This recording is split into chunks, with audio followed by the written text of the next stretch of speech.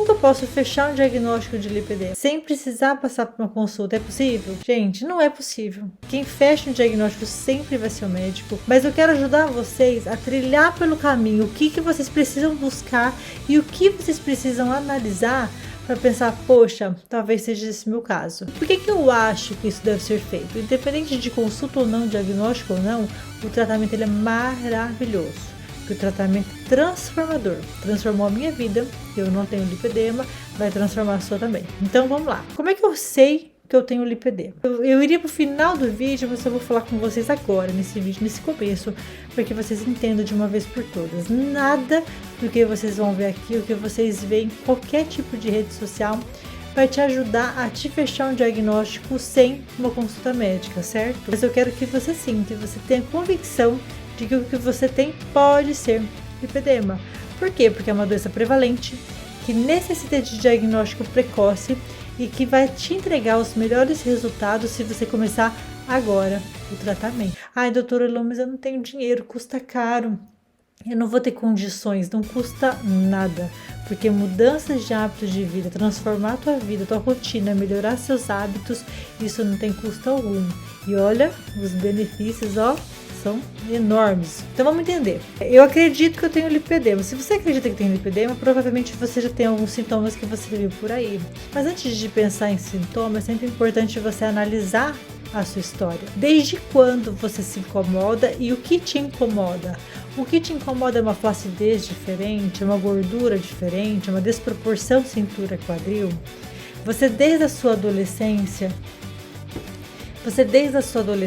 você notou que quando menstruou, parece que aquela desproporção, aquele quadril, aquela cintura fina e quadril largo, que sempre foi um motivo de muita admiração das pessoas, parece que começou a acentuar e isso não te agradou? Você notou uma celulite diferente? As suas coxas têm uma flacidez que, poxa, parece que a pele é diferente do abdômen?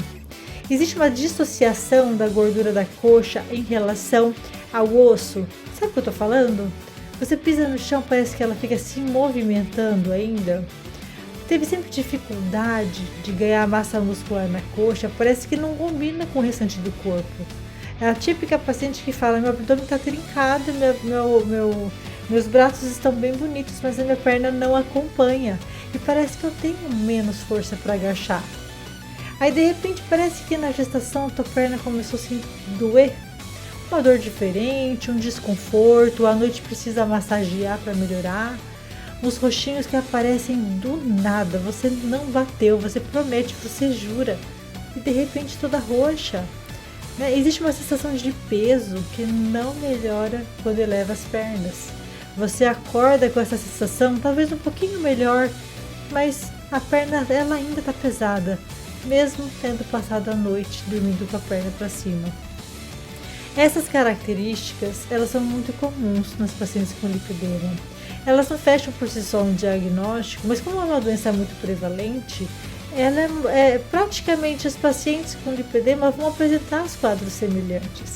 E quando a gente tem pacientes com sintomas, é muito difícil a gente pensar em outras doenças pelo fato de ser a doença mais prevalente da gordura que a gente tem. Bom, se você ainda tiver muita dúvida, é importante você analisar a sua família. Mas não se limite a analisar somente sua mãe ou a avó, a mãe da sua mãe. Olhe para a família do seu pai também. O lipedema ele tem um fundo genético, são vários genes associados e eles são de penetrância incompleta, então pode pular gerações.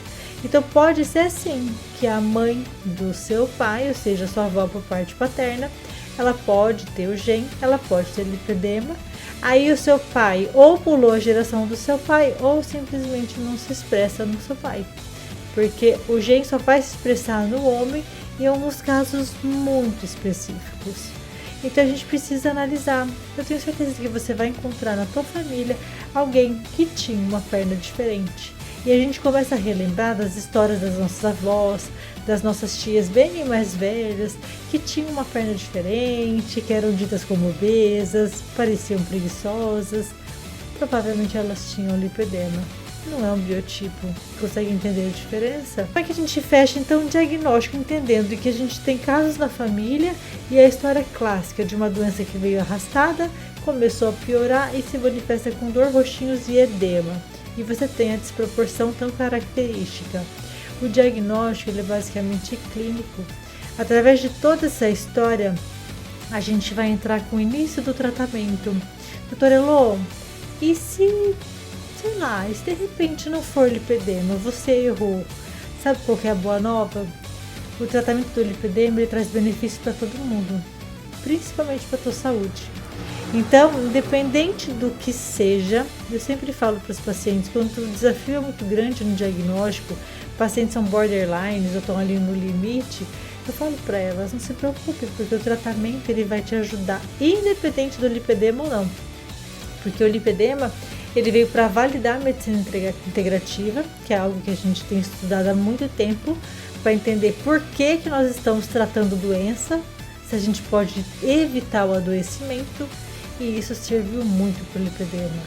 Então, gente, vocês vão entender, se você tem esses sintomas e começa um bom tratamento, muda estilo de vida, controla o sedentarismo, vai para uma atividade física, academia, se alimenta bem, diminui o doce, diminui o consumo de álcool, para de fumar, começa a ter hábitos de vida saudáveis. É muito importante o controle de estresse, né? Gerenciar melhor o seu estresse, melhorar o seu intestino, melhorar o seu sono. Se isso tudo em uma semana melhorar sua dor, seus sintomas, seu edema, seu inchaço, o diagnóstico está feito, certo?